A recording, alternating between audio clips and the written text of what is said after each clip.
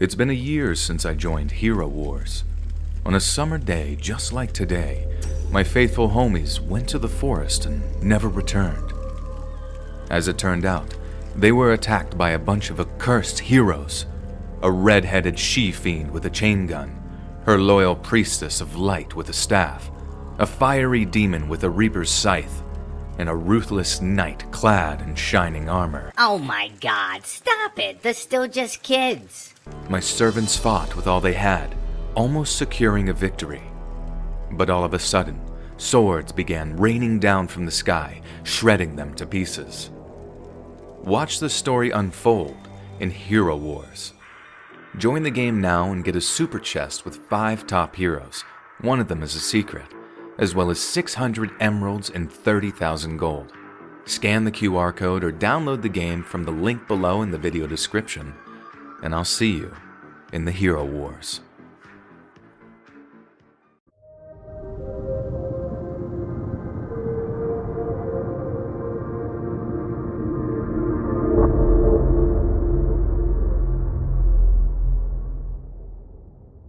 The single worst day of my life started in the unlikeliest of ways, when I took a trip to visit my grandpa over near Omaha, Nebraska.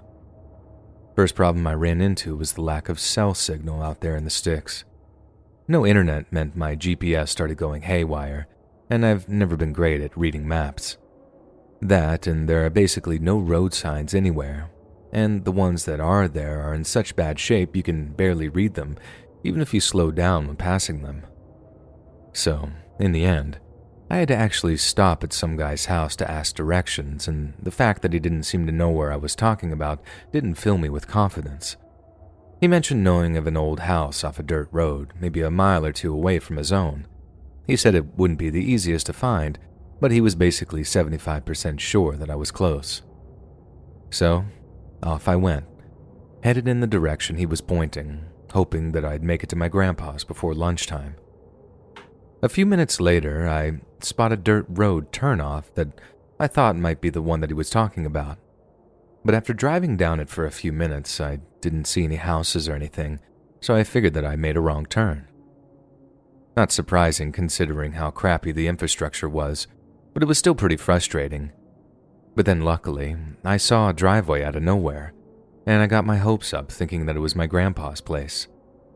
It wasn't, as there was a bunch of dudes with a van and a car all stood around talking, and my grandpa wasn't one for company, but I at least figured that I could ask them for some more directions. So that's what I do. But the second I turned into the driveway, I noticed the guy standing around started to act a little anxious. One guy immediately tears away from the little circle they had going. Another starts looking around as if though he was expecting other people to show up or something. I realized that I just interrupted something private. I just didn't realize the danger I'd driven into. Right as I stopped the car, I hear one of the guys say something to another like, "He with you?" Then I took my eyes off of them for a second as I reached for the road map I had. Right as I stopped the car, I hear one of the guys say something to another like, "He with you?"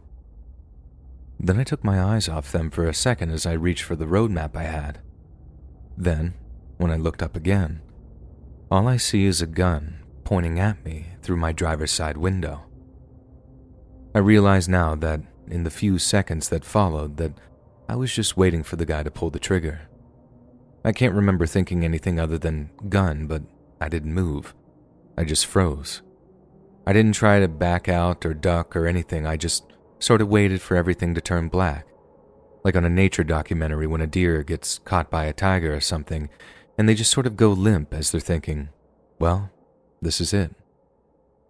Seconds later, I hear the guy with the gun saying, "Turn off the engine." Then when I do, he follows up with, "Get out of the car." I do as he says, feeling my knees wobble a little as I step out onto the dirt outside. I didn't think I could get any more scared, but I was wrong. Because when another guy spoke next, I felt like I honestly could have made an actual mess in my shorts. This guy just pipes up, "He's a cop, man. Just shoot him. Let's get out of here." That suddenly roused me from being all frozen and silent with fear, and I just started saying, I'm not a cop. I swear to God I'm not a cop. I'm just looking for Grandpa's place. Please don't shoot me. Please. I'm not a cop. Please believe me. It all came out in one long, frenzied sentence, and I can't really write it all into this, but I was stammering, shaking. My voice was breaking. I was just a mess. I think this was the same guy who said, He's lying. Just kill him. We can't lose this shipment. That was the only clue I had as to what was going down at that meeting, and I've agreed with a few other people's suggestions that it was drug-related. I didn't know this at the time, but Douglas County, the county that Omaha is in, has a huge meth problem, probably the biggest in the entire country. And as myself and many others suspect, I accidentally stumbled across a meth deal, probably a pretty big one considering some of the hardware on display.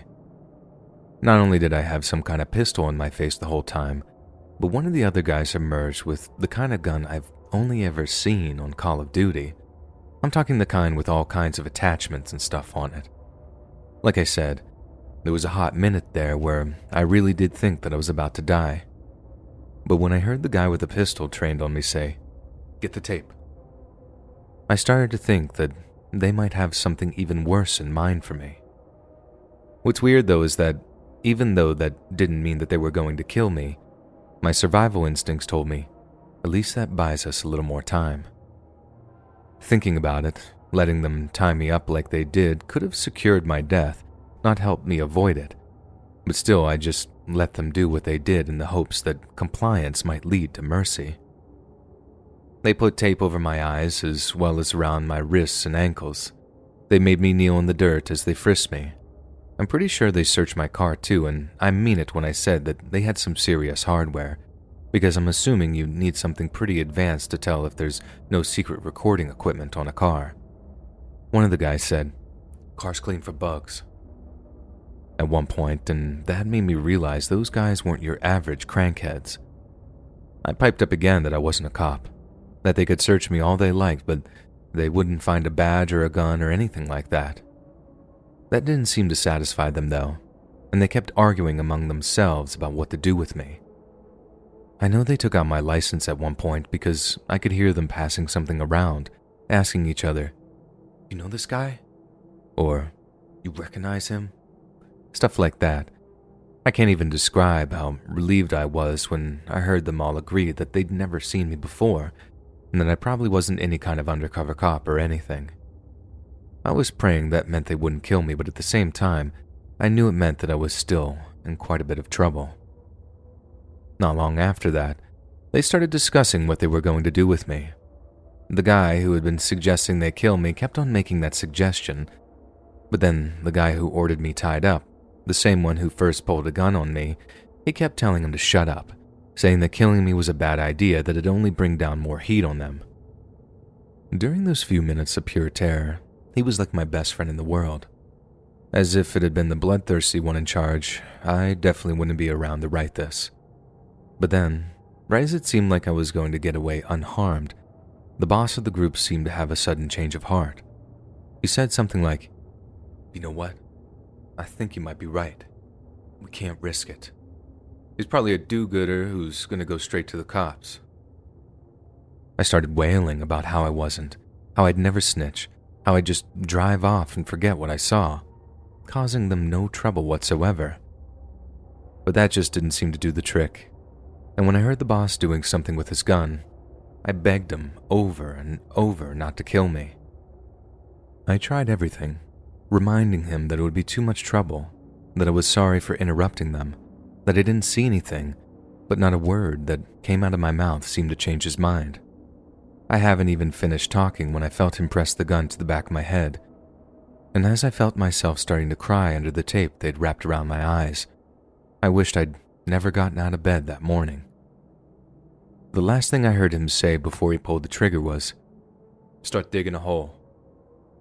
And then, after every muscle in my body seemed to tense up in preparation for oblivion, I heard the trigger pull with a dull click that seemed to echo around my skull. But then, there was nothing. No bang, no pain, no blood or brains. I wasn't falling forward or backward or whatever. I was still just kneeling there, tensed up, feeling the pee trickle down my thigh, sadly. And all I could hear was laughter. They were all laughing at me, laughing at how I'd begged and pleaded with them not to kill me, when it was all just some cruel prank to instill the fear of God into me. And let me tell you, it worked.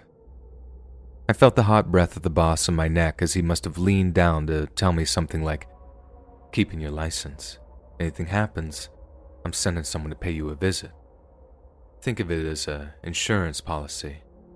And next time, there'll be one in the chamber." I was later told this was called dry firing, or something like that anyway, where you fire a gun with nothing in the chamber so all it does is click real loud. Or at least, it felt loud to me. After that, they tossed me in the backseat of a car, and from the very short distance that I was moved, I figured that I was back on my own. Not long after, I heard engines gunning, then moving vehicles, then silence. They left me there, in the back of my car, tied up and blindfolded for what felt like days. In reality, it was only around 24 hours, and if a passing farmer using the back roads hadn't spotted me, there's a chance I might have died of dehydration. My phone had upwards of 50 missed calls. I'd been reported missing by my parents. It was a whole ordeal. And obviously a big part of what followed was being questioned by the police. I didn't ask to talk to them, but considering how I was found, my parents wanted me to talk. I just stonewalled the deputy who showed up, and told my parents why I'd refused a word about what happened. That was honestly the worst part.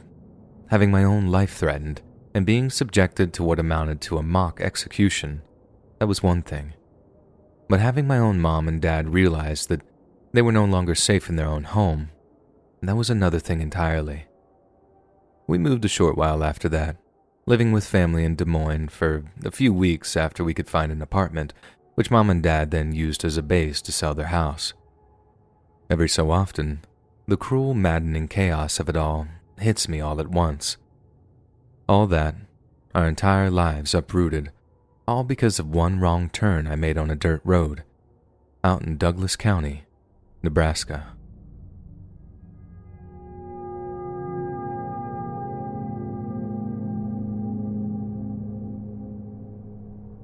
A few years back, I was out elk hunting with my brother up in Alberta, Canada. That morning, my hunting buddy Paul and I were headed out to hunt near the Simonette River, but I only had my rifle with me since Rob didn't have a big game license at the time. As some of you might know, the banks of the Simonette are very much considered bear country, and since one half of our hunting party was very vulnerable without a firearm, we hit up the nearest ranger station and asked about bear sightings. The ranger was very helpful and warned us that there was definitely a grizzly in the area. They had been tracking sightings for weeks though, and the ranger told us that if we stuck to certain trails and avoided others, we might be able to stay out of the bear's territory, which would lower our chances of encouraging it.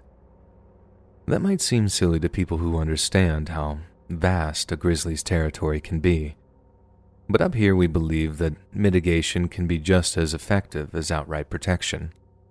Anyway, we had been walking for about an hour or so. Because there was a fresh blanket of snow on the ground, it was much harder to recognize where each trail turned off, etc. Suddenly, we both realized that we might have taken a wrong turn a mile or so back, because we didn't seem to recognize where we were. We decided to make our way back to the truck so we could better orient ourselves, when we suddenly noticed fresh wolf tracks in the snow.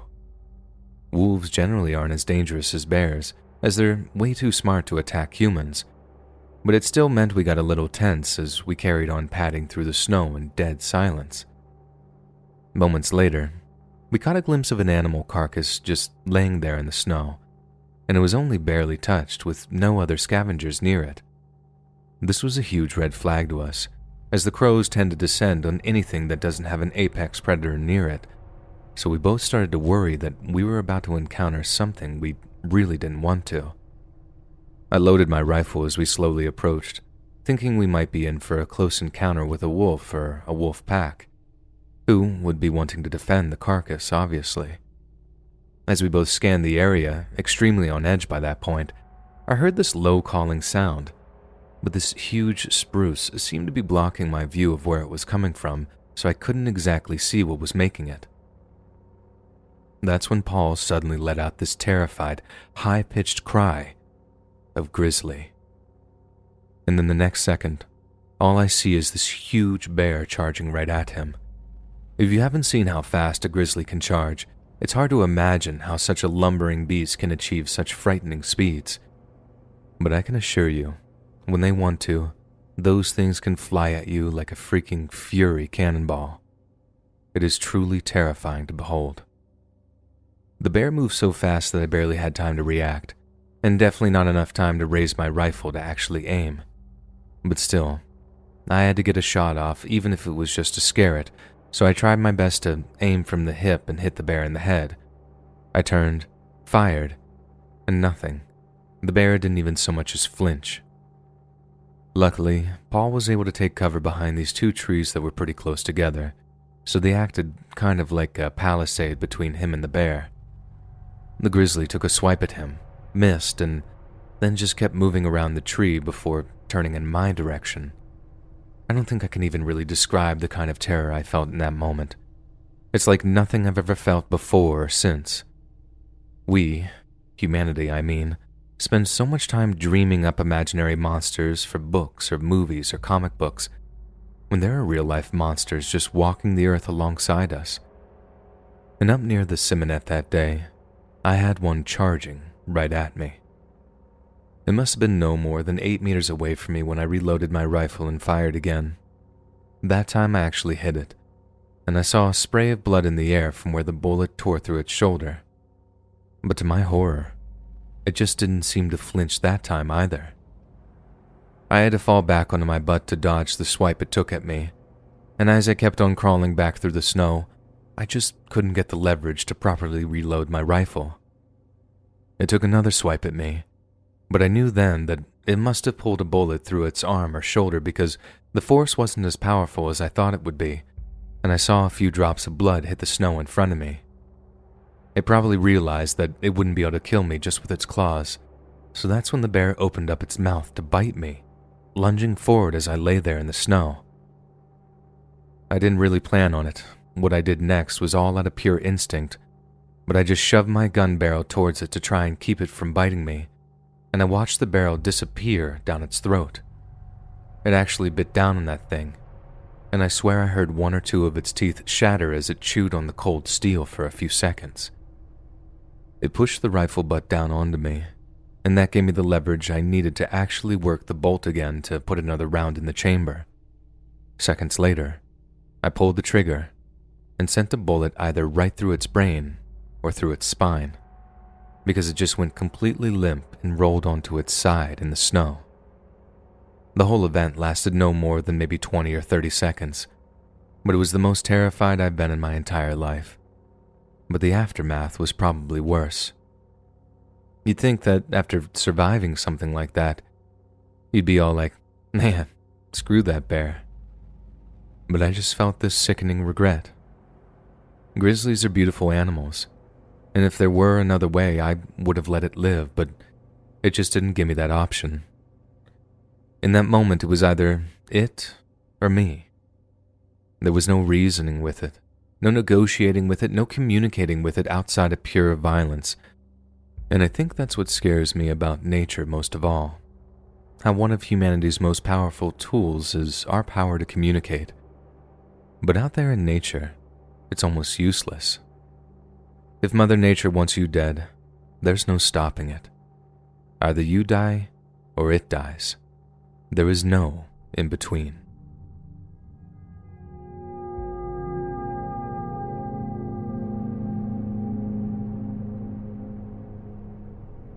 Back in the 1950s, my grandpa used to sell vacuum cleaners door to door all over the country. He was one of the last great American traveling salesmen, the kind Arthur Miller wrote about, but with considerably less family trauma. He used to say how he had his fair share of close encounters with bad folks, as he called them, but he also had this one story that really stuck with me for obvious reasons. So, he's down in Florida when he runs into a friend of his out on the road, a guy who sold steam irons. The guy tells him that he just visited a place where the homeowner already owned a steam iron but was in the market for a vacuum cleaner. This is way back when Walmarts didn't exist, and getting a hold of items like that was way tougher than it is now. Plus, this guy was an old-timer who didn't get out all that much. Anyways, he gives my grandpa the hint. Grandpa thanks him, then heads out to look for the property. He's following the guy's directions to the letter, and he's even got a description of the guy's house too, so when he turns down some old dirt road and the house didn't look like the one described, he figured that he'd probably made a wrong turn. Lo and behold, the number is different on the mailbox, but given how he was already there, he figured that he'll try and sell a vacuum anyhow. Then, as he's walking up to the guy's door, he sees this real lifelike alligator statue thing on the guy's front porch. Then as he gets closer, he realizes it had to be stuffed or something because it's super realistic. It's just not moving or anything. He gets within about 3 feet of the guy's door, and he's got his eyes glued on this creepily realistic gator when out of nowhere, the gator statue blinks. My grandpa said he froze. Then right as he did, the gator turns its head and hisses. He turns and bolts back to his car, and the whole way he can hear this thing chasing him. Then when he gets to his car door and turns around, it's like right there trying to bite at his ankles. Said he'd never been so scared in all his life. The guy had a freaking guard gator. Not a guard dog, a guard gator. So my grandpa just guns his car engine and gets out of there.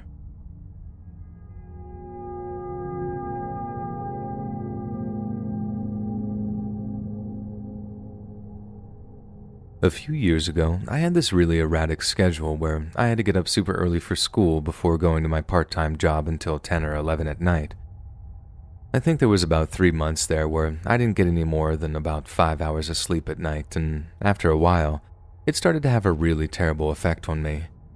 I found my memory started to become shot, my mood was seriously affected, and life in general just got really, really tough. I started making basic mistakes on a daily basis, and while some were just irritating, one almost cost me my life.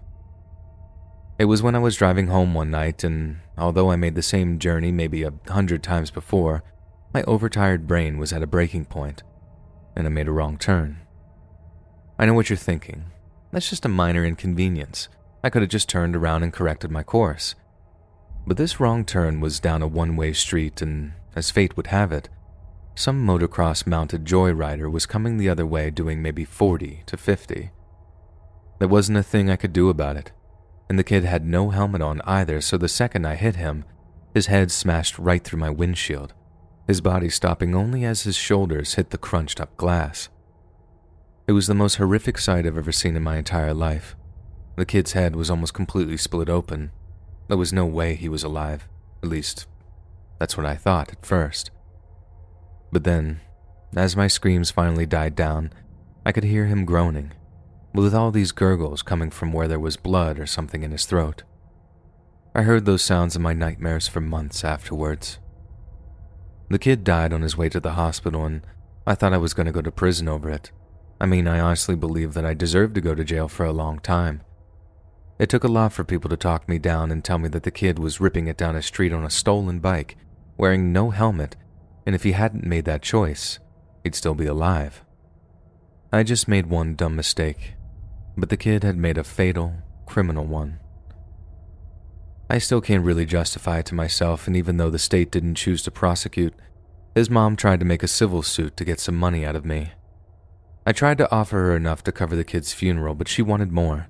She wanted to see me in court. But then the whole civil suit was thrown out because of the whole Grand Theft Auto thing. I understand where she was coming from, though. She didn't want it to be nice and respectful or like charity. She wanted to take something from me, just like I'd taken something from her. I still go to therapy over the whole thing, and I sometimes still see that kid's face in my dreams, the way his eye was bulging out with his head split open. But somehow he was still alive. groaning and gurgling his final breaths away, all because I went the wrong way down a one-way street.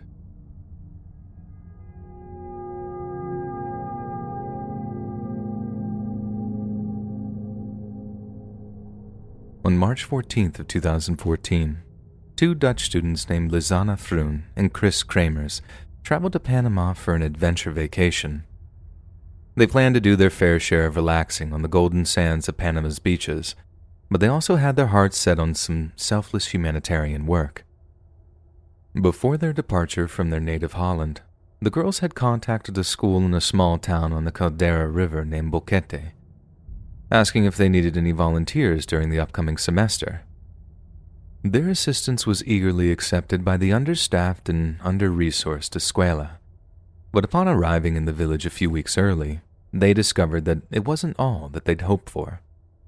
Chris Kramers wrote in her diary that the villagers were rude and not at all friendly, and that their trip had proven to be a real disappointment. In order to offset what a letdown the initial phase of their trip had been, the two girls planned to hike around the active Baru volcano on April 1st of 2014.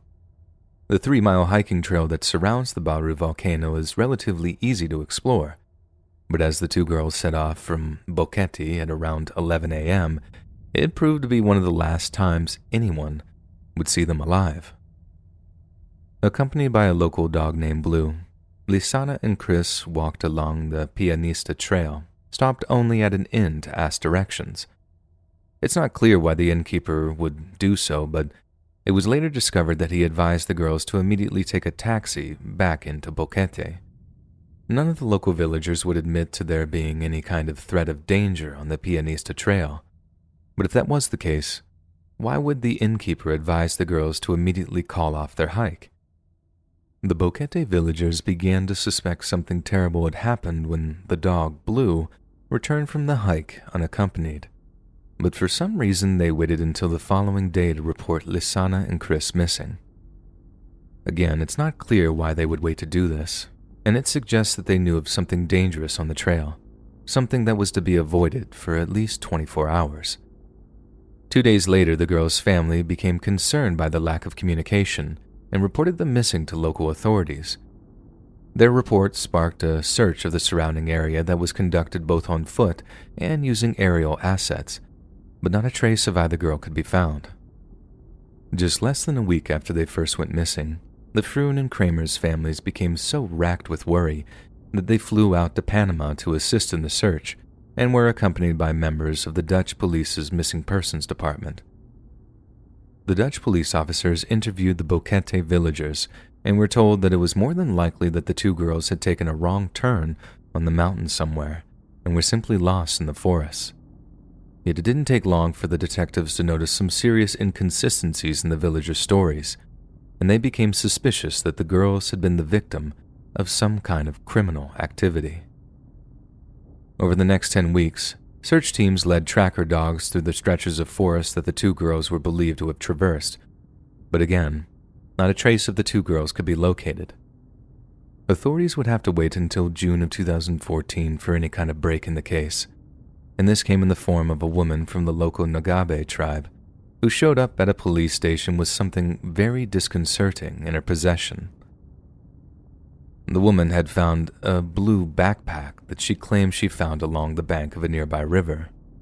The backpack contained sunglasses, a camera, 2 cell phones, money, 2 bras, a water bottle, and Lisanne Froon's passport. Investigators immediately set about analyzing Lisanne's phone, and it was through this process that they discovered something as confusing as it was disturbing. The phone had remained active for almost 10 days after the pair had initially gone missing, and during this time, they had made repeated attempts to summon help for themselves. They had made a number of 112 calls, which is the Dutch emergency number, as well as using 911 in an attempt to contact Panamanian emergency services. A number of these calls actually connected for a time, but due to a poor cell reception in the area, the longest of them lasted only 2 seconds before the signal dropped. Not long after the analysis of Lisanne Froon's phone, Chris Kramers was located a short distance away, and after a similar analysis was performed on it, authorities discovered something very frightening indeed. Someone had locked Chris's phone by entering the wrong PIN code on several different occasions, powering it on one final time on April 11th, before both phones would be switched off until they were found. The phone's activity had initially suggested that at least one of the girls remained alive around 5 days after they went missing, but the locking of Chris's phone through incorrect PIN code entries told them something very different and reasserted the possibility of there being criminal activity. Obviously, both the authorities and the girls' families found this all deeply concerning, but it wasn't until they examined the girls' camera that a truly terrifying scenario began to unfold. The camera's memory card contained more than 100 pictures, with the first 50 or 60 consisting of regular tourist-style photographs of the two girls smiling or posing. Yet as investigators continued to scroll through the pictures, the tone of the images began to shift dramatically. One photograph showed Chris Kramers with a look of pure terror on her face and was dated around the time the girls began to contact emergency services. The remainder of the photos were taken from April 8th between the hours of 1 a.m. and 4 a.m. and depicted seemingly random objects like a stick with plastic sticking to it, clumps of foliage, a canyon, or a bridge.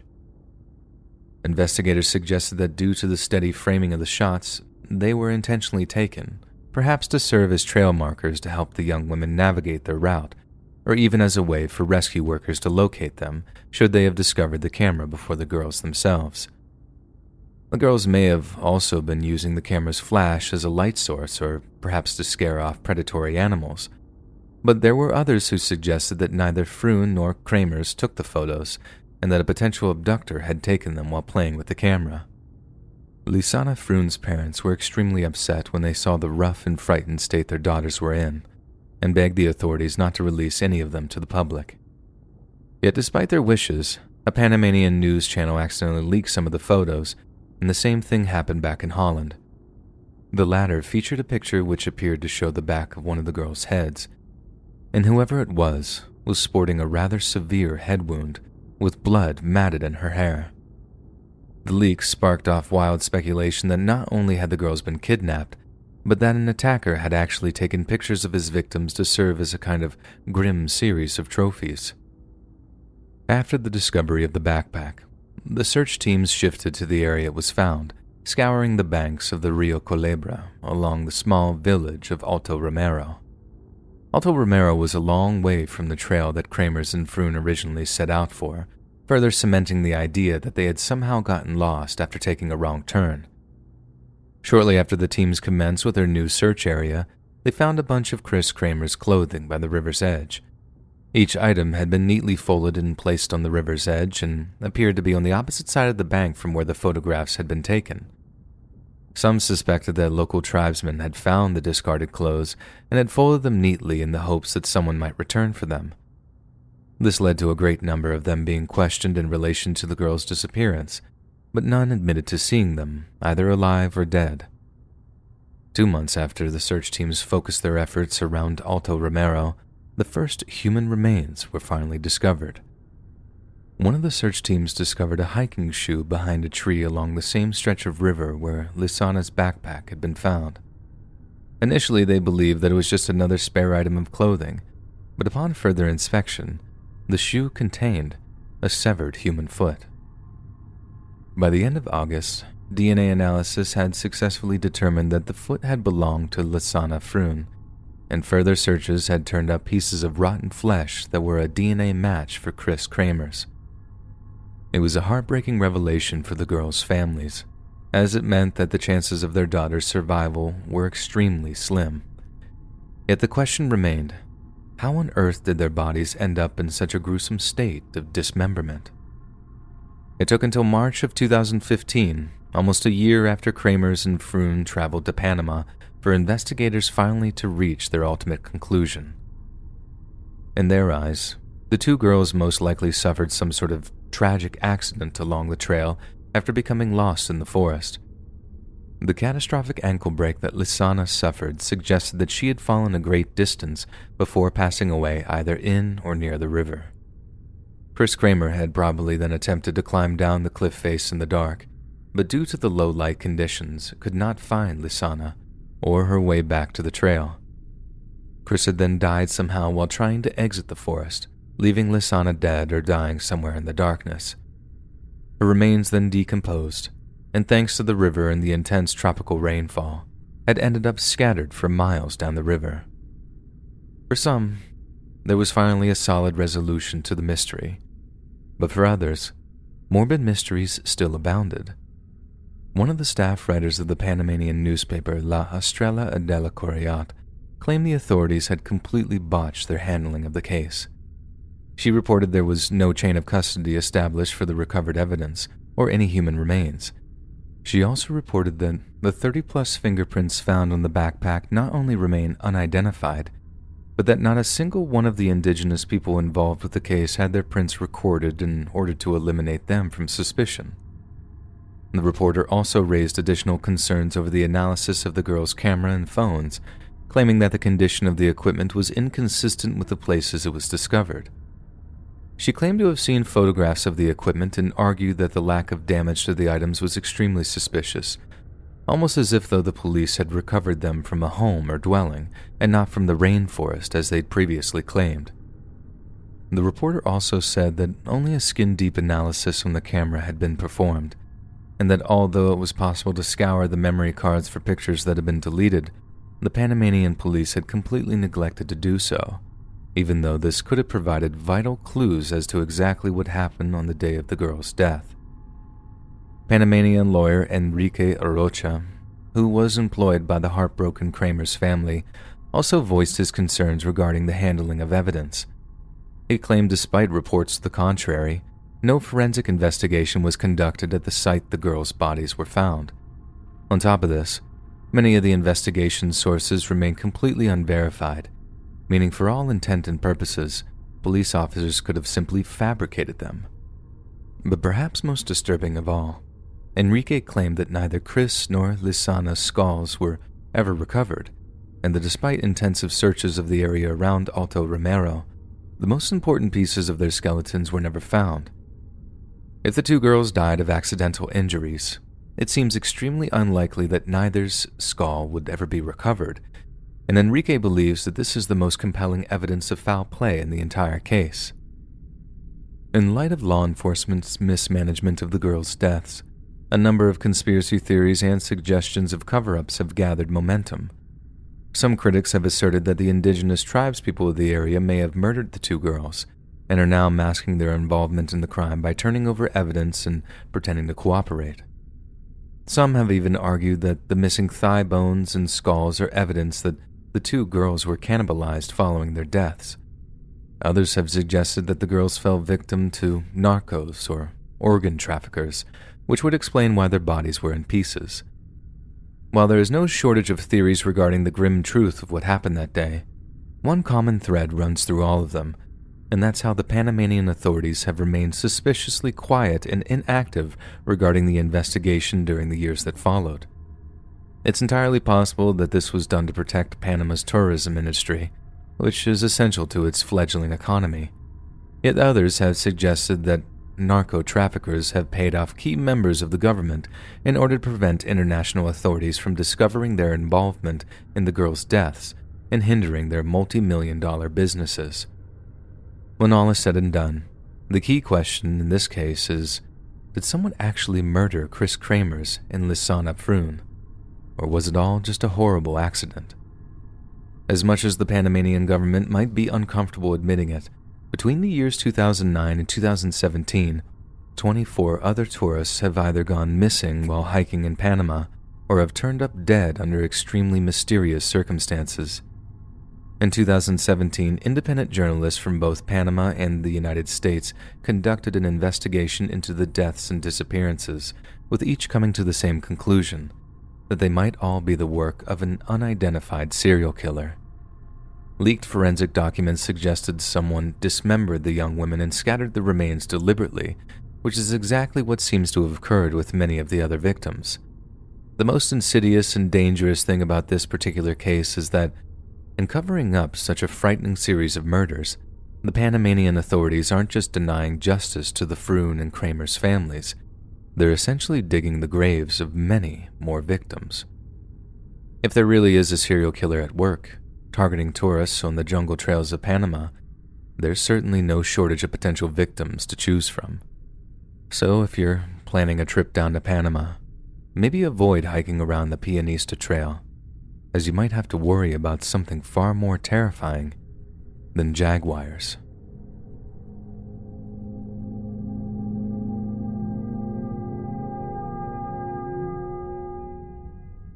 On February 7th of 2018, 49-year-old Canadian firefighter Danny Philippidis was on a skiing trip at the Whiteface Mountain in Wilmington, New York. The event was a regular annual event attended by both active and retired firefighters, and on the day in question, Danny and his 8 companions decided to ski one of the highest peaks in the Adirondacks. All could have been considered accomplished skiers, but even the hardiest of athletes would have found this particular run to be thoroughly exhausting. So in the mid-afternoon, the majority of Danny's group decided to call it quits. Danny, however, wanted one more run before he retired for the day, with his friends waiting for him at a ski lodge about halfway down the mountain. Yet just as they were awaiting his arrival, one of the worst snowstorms of the decade struck Whiteface Mountain, rendering visibility almost non-existent. Naturally, Danny's friends were extremely concerned for his well-being, and when he failed to return at the time they expected him to, they ventured up to the resort that they were staying at to report him missing. Search and rescue teams began to scour the mountain for any sign of the missing firefighter, but despite an all-night search of the area, Danny was nowhere to be found. The following day, scores more joined the search teams, including state police, the U.S. Border Patrol, and dozens of civilian volunteers. Some theorized that Danny had simply packed up his belongings and gone back to Canada, but a search of his hotel room revealed that he'd left his passport and other essentials behind, meaning he had to be somewhere in the vicinity. When word of Danny's disappearance reached the Toronto Fire Department, more than 100 active and former firefighters traveled down to Wilmington to aid in the search. And over the course of the following week, a total of over 6,000 people worked in shifts in an attempt to bring him home safely. Thankfully, 6 days after going missing, Danny was found alive and well, but in a place that no one ever expected him to show up. Danny wasn't in New York at all, nor was he in Canada. He was almost 3,000 miles away, in the state of California. The story of his re-emergence began at around 9:30 a.m. on Tuesday, February 13th. Danny's wife was in a meeting with one of the search parties near Lake Placid when she received a very bizarre phone call from a phone number she didn't recognize. Her phone had been ringing almost non-stop all week, so it wasn't unusual to receive such a mysterious call. But when she picked up the phone and heard the voice on the other end, her knees just about buckled with relief. It was Danny, using an old pet name for her that he'd used for years. When she asked where he was, he told her he was on the other side of the country, at Sacramento Airport.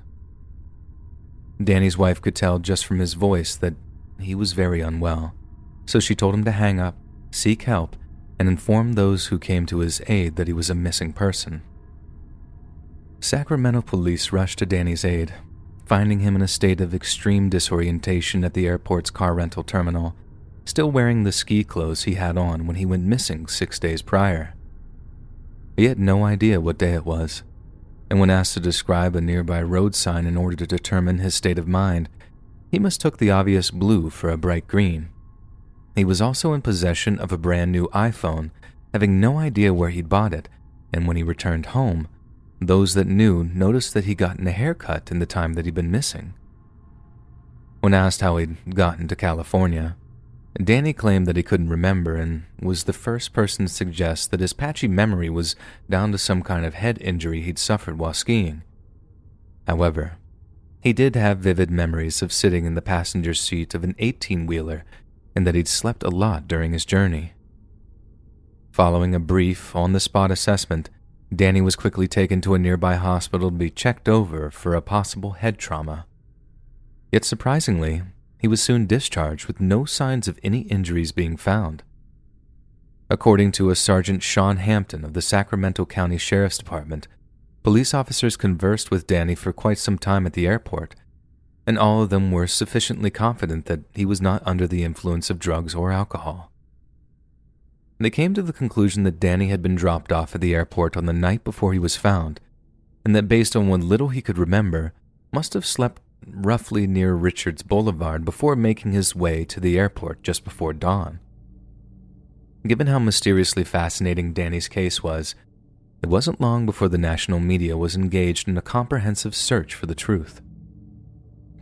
Pictures of Danny, as well as the clothes that he was wearing at the time of his disappearance, were broadcast all over the United States and Canada, in the hopes that someone who encountered him on his journey might come forward to share what they knew. A particular amount of effort was poured into an attempt to find the truck drivers that Danny had ridden with on his 6-day journey, but despite the massive amount of publicity, not a single one of them came forward to identify themselves. It was only 6 months after being back in his native Toronto that Danny believed he had pieced together a solid picture of what had happened during the 6 days he was missing. In an interview with a major Canadian news outlet, Danny stated that the whole ordeal had started when he made a wrong turn while skiing down Whiteface Mountain. After taking this wrong turn, Danny believed he had taken a nasty fall, banged his head, and lost consciousness. Then, after waking up, he walked to the main ski lodge only to find it was closed. In reality, this is highly unlikely as rescue teams were searching this area intensively, and it's more probable that he mistake the children's programming area for the main lodge, a place that was most definitely closed at the time of his disappearance. Being extremely dazed and confused at this point, Danny claimed he walked all the way to a nearby highway before thumbing down a ride from a passing trucker. It's here that his memory becomes very patchy, and that he only remembers vomiting at a truck stop before learning that he was halfway across the country in the state of Utah. He remembered experiencing a crushing headache and intense fatigue during this moment of lucidity, and that all he wanted to do was sleep as he continued his journey west. Towards the end of the journey, the mysterious trucker who gave Danny a ride claimed that they had reached what he called the end of the line before dropping him off in Sacramento. Danny claimed that he couldn't remember the driver's name or what they spoke about, and to this day the identity of the trucker remains completely unknown. Upon reaching downtown Sacramento, Danny claimed that he suddenly realized the gravity of his situation, and he knew he needed to contact his loved ones. It's then that he took out $1,000 in cash from a credit card in order to buy a phone, but that he had no idea how he'd gotten hold of the card itself. It's also somewhat of a mystery that he didn't just use a payphone or buy a cheaper variety of phone if it was just to make one phone call. But of all the mysteries this case consists of, this is by far one of the minor ones. A bigger mystery is why, after Danny realized that he was on the opposite side of the United States, as well as a missing person, he chose not to contact family or call 911, but instead opted to sleep on the streets overnight. It's possible that he still felt exhausted and wasn't thinking properly, but the man himself had no concrete explanation for his behavior at that point. The next morning, still in his ski clothing, Danny hitched a ride to Sacramento Airport, and it's around this time that he claimed he suddenly remembered his wife's phone number. He then made contact with her, and the rest we already know. Medical professionals have suggested that Danny's bizarre behavior could have been caused by one of two things. Dr. Charles Tater, a Toronto-based brain surgeon, believes that Danny was suffering from retrograde amnesia, the loss of memory resulting from a blow to the head. If Danny had indeed suffered a head injury after his wrong turn, it's possible that the resulting concussion caused gaps in his memory. Yet retrograde amnesia tends to last anywhere from a few seconds to 48 hours, meaning it wouldn't account for the entirety of Danny's memory loss. On the other hand, Dr. Jennifer Ryan, a senior scientist at Toronto's Rotman Research Institute, argues that Danny experienced another form of amnesia in the form of a dissociative fugue state. Derived from the Latin word for flight, a fugue state is a rare mental condition which can be triggered by a head injury, but can also be caused by a traumatic event or emotional disturbance. People with dissociative fugue have been known to temporarily lose their sense of personal identity before impulsively wandering far from their usual surroundings. They may not show any signs of illness or injury, but instead exhibit radically different behavior and have extreme difficulty remembering who or where they are. Dr. Ryan states that subjects typically don't remember the traveling itself. Rather, their memory kicks in when they find themselves in a new, unfamiliar location. The real problem with amnesic episodes like this is that some subjects never fully recover these lost moments, leaving them with what are known as islands of memory that remain forever lost to them. This may well prove to be the case with Danny Philippidis, meaning the missing pieces to the puzzle might never be unearthed. Incidents like Danny's disappearance show how fragile our minds really are. For all intent and purpose, Danny Philippidis was dead for a few days. It might have been a kind of identity death, and not a physical death. But what's the difference when the very memory banks that make up our personas are suddenly wiped? Maybe if he had hit his head a little harder after that fateful wrong turn, the Danny Philippidis he'd once been might have never, ever returned. Hey friends, thanks for listening. Click that notification bell to be alerted of all future narrations. I release new videos every Monday, Wednesday, and Friday at 7 p.m. Eastern Standard Time. If you got a story, be sure to submit them to my subreddit r/Let'sReadOfficial, and maybe even hear your stories featured on the next video. And if you want to support me even more, grab early access to all future narrations and bonus content over on Patreon, or click that big join button to hear about the extra perks offered for the channel. And check out the Let's Read podcast, where you can hear all of these stories in big compilations and save huge on data, located anywhere you listen to podcasts. Links in the description below. Thanks so much, friends. And remember, Ticks talk on TikTok.